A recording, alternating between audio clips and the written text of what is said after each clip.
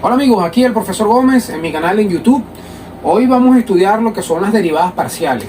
Nosotros cuando estudiamos análisis matemático 1 o matemática 1, hacíamos el análisis de las funciones en una sola variable. Nosotros estudiamos cosas como estas. Decíamos, por ejemplo, que y, que era la variable dependiente, era una función que dependía de x. Bien, estamos trabajando con una sola variable. La simbología de la derivada nosotros la escribimos de la siguiente manera. Decimos que y' es la derivada de la función y escribimos esta simbología. También veíamos que, por ejemplo, si nosotros queríamos obtener esta derivada, otra forma de escribirlo era escribir la derivada de y con respecto de x, con esta simbología, una d minúscula, que significa, lo único que significaba, bueno, que un incremento en la imagen, o sea, un incremento en la función, era el producto de un cociente, era el cociente con un incremento en la variable independiente. Si nosotros vemos eso en una gráfica, por ejemplo, esta está x y esto está y, nosotros decíamos, bueno, supongamos que tenemos una función cualquiera por aquí, bien, entonces nosotros lo que estamos ahora estudiando como, por ejemplo, un incremento. Si yo tenía aquí un x sub 0 y tengo un x sub 1, bien, un pequeño incremento aquí, un diferencial de x, cómo genera un incremento también en la función. Aquí vamos a hablar de un y sub 0 y un y sub 1. Entonces, un pequeño incremento en la variable independiente me genera un incremento también en la variable dependiente. Esto es el concepto de lo que nosotros hablábamos en la derivada, pues, esos pequeños incrementos, ¿no? Ahora nosotros vamos a estudiar funciones que dependen de más de una variable. Nos interesaría conocer, por ejemplo, qué son esas derivadas cruzadas, el teorema de Clairaut-Schwarz. Nos interesaría saber cuáles son las variables independientes en esa función que dependen de varias variables. Entonces, veamos un ejercicio de una función que depende, por lo menos en este caso, de dos variables. Supongamos que yo tengo esto. Tenemos z. Z como una función que depende de x y de y. Y aquí nos podemos inventar una función que dependa de dos variables. Decimos 3x cuadrado menos 6xy más, supongamos, el seno de x. Tenemos esa función. Observen que depende de la variable x y también depende de la variable y.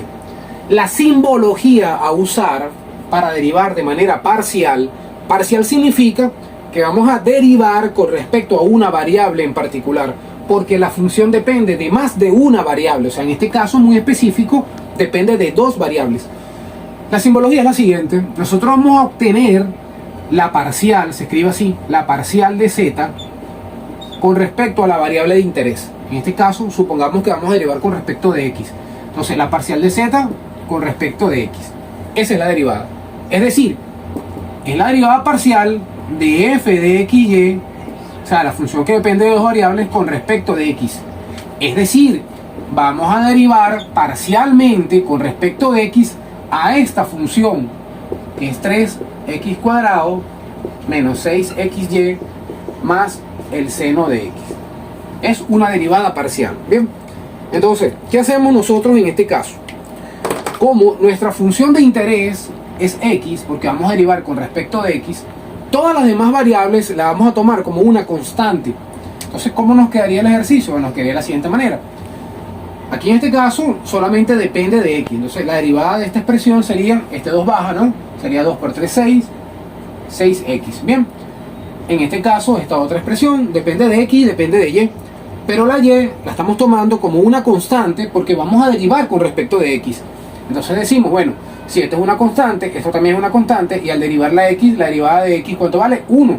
Se quedaría simplemente menos 6y. Y por último, tenemos entonces la derivada del seno de x. La derivada del seno de x sabemos que es el coseno de x. Entonces con esto nosotros estamos obteniendo la derivada de f de xy con respecto de x. Esta sería mi derivada parcial con respecto de x. Nosotros podemos escribir esto aquí, lo vamos a colocar aquí en un cuadrito para diferenciarla de la otra derivada parcial. Ahora nos interesa saber, por ejemplo, la derivada de esta función que depende de dos variables, pero ahora con respecto a la variable y. Entonces decimos, bueno, es la derivada parcial de z con respecto de y. Es decir, es la derivada de la función que depende de dos variables, pero ahora con respecto de y.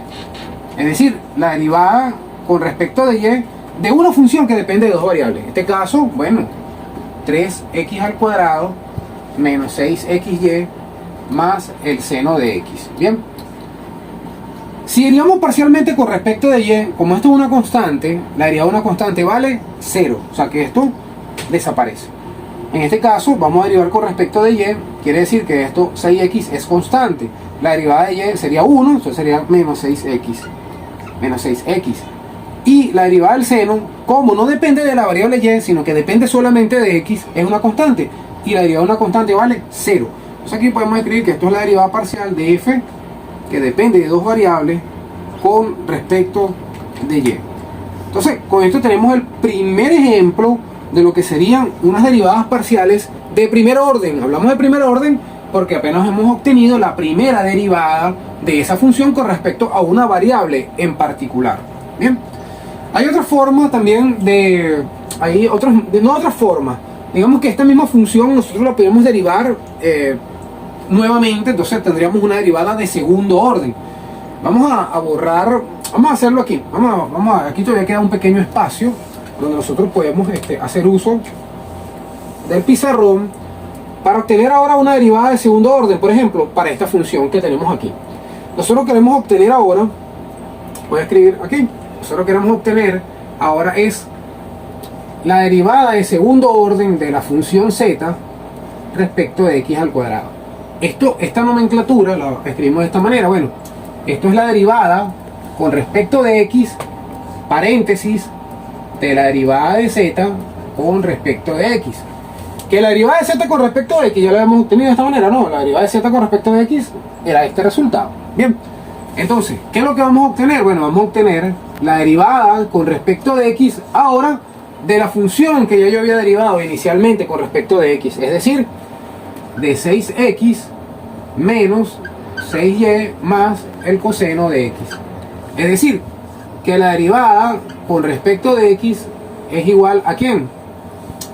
La derivada con respecto de x de esta función. Voy a borrar aquí rápidamente.